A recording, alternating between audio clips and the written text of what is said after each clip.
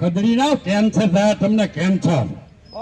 મજૂરીના તો લૂંટ છે તો તમારા પેટમાં જીવડા પડશે જીવડા.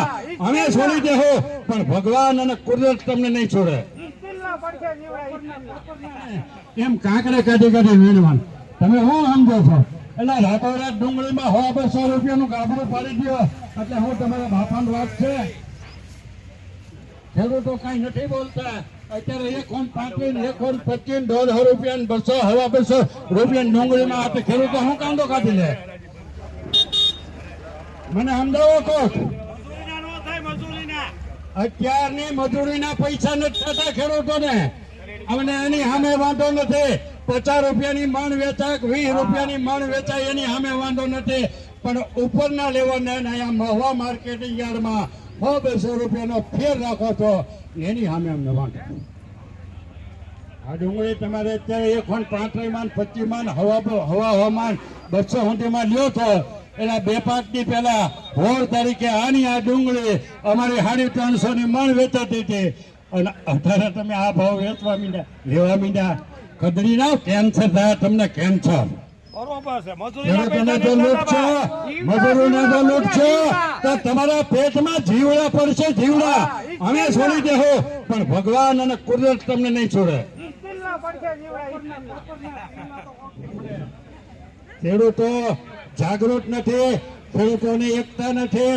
એટલે એનો મતલબ તમે એમ ન સમજતા કે આજે આ દેશમાંથી જણનારીઓ બંધ થઈ ગયો.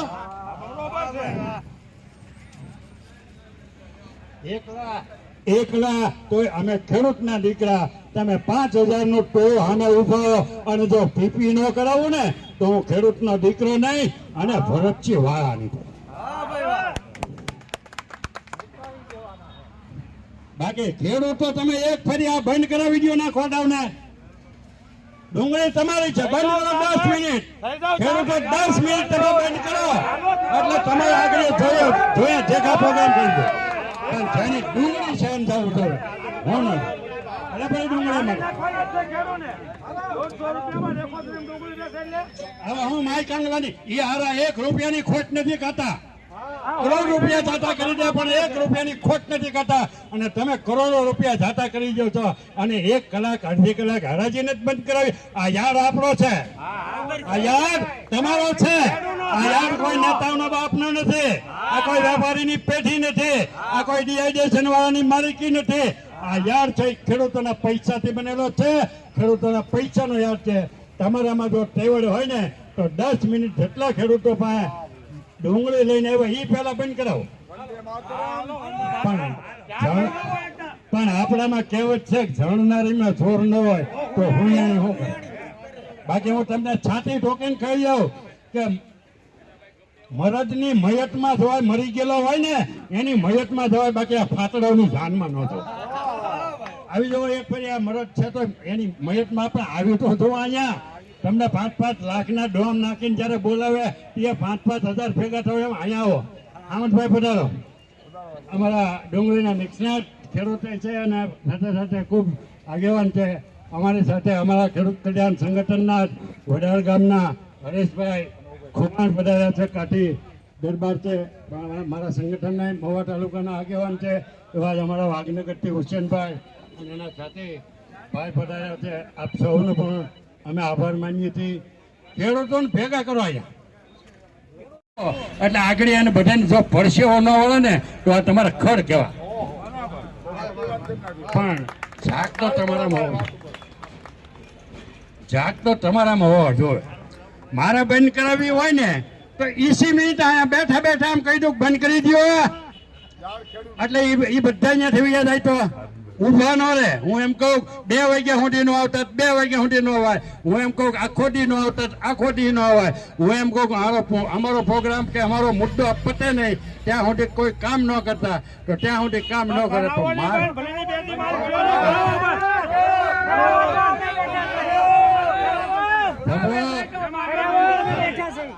આપ સાંભળો, મારી વાત સાંભળો.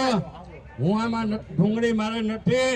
ડુંગળીનો હું નિષ્ણાત છું. ડુંગળી મેં 35 વર્ષ સુધી કરેલી છે, પણ 2002 થી મેં ડુંગળી ઠામુકી બંધ કરી દીધેલી છે. મારું બાજુમાં તરડી ગામ છે. તરડી ગામમાં જઈને તમે તારે પૂછ્યો, આ હામદભાઈ એ બધા તો મારા ખાસ સાક્ષી છે. આ હુસેનભાઈ બધા વાઘનગર અમારા બાજુનું ગામ. એટલે પણ ડુંગળી હું નથી લાવ્યો એટલે હું લાચાર છું. મારાથી કરાય નહીં, નકા ગોડા વાત જોઈને જ બેઠા. કાલ હવે તમારી માટે ઢોળી દે એ ભરતસિંહ કર્યું ને એટલે કાલ 9 રૂપિયા થઈ ગયા. અને એ રમત કરાવવાની છે.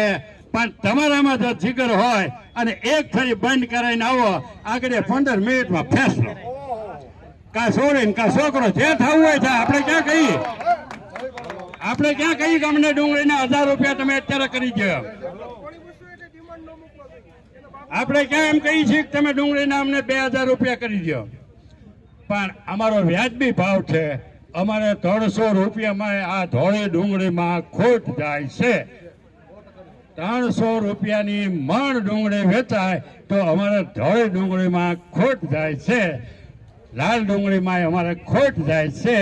પણ અમને 200-250 રૂપિયા તો દેવા જો ને. તમે 350 રૂપિયાથી તો માંગણી કરવી દો ને. હજી 16 તારીખે 350 રૂપિયા આવતા હતા. એટલો બધો હું ભારતમાં આખા દેશમાં ડુંગળીનો વરસાદ પડી ગયો. મને સમજાવો તમે વેપારી બધા મને સમજાવો, ડેશન વાળા સમજાવો, મોટા મોટા દિલ્હીમાં બેઠેલા નેતાઓ મને સમજાવો, મને બધી તમારી વાત સમજાવો અને ગળે ઉતારી દો. તો હું કઈ પાછો એવો ડઠ્ઠર માણસ નથી કે માનો નહીં કોઈનું. ભારત તમે બધા સમજીને કહી દો મને કે આખા ભારતમાં ક્યાંય ડુંગળીનો વરસાદ પડી ગયો. આખું ભારત ડુંગળીથી છલો છલ થઈ ગયો, એવું થઈ ગયો 2 દિવસમાં. તો બરોબર છે કે ભાઈ ડુંગળી રોજ 5-25 લાખ રૂપિયા થેલી ગુજરાતમાં આવે છે. એ તો 3 મહિનાથી 5 મહિનાથી 30 વર્ષથી આવે. આજકાલ નથી આવતી. શિયાળામાં સિઝનમાં 2-5-10 લાખ થેલી રોજ ગુજરાતમાં આવે. એમાં મોવામાં આપણે 1-2 લાખ થેલી તો રોજ આવે. આજકાલની નથી આવતી. કેટલાય વર્ષોથી મને 30 વર્ષથી 35 વર્ષથી યાદ છે ત્યારથી આવે. પણ અમારી ડુંગળી જયારે પાકે તારે જ ગધેડો મૂતરી જાય.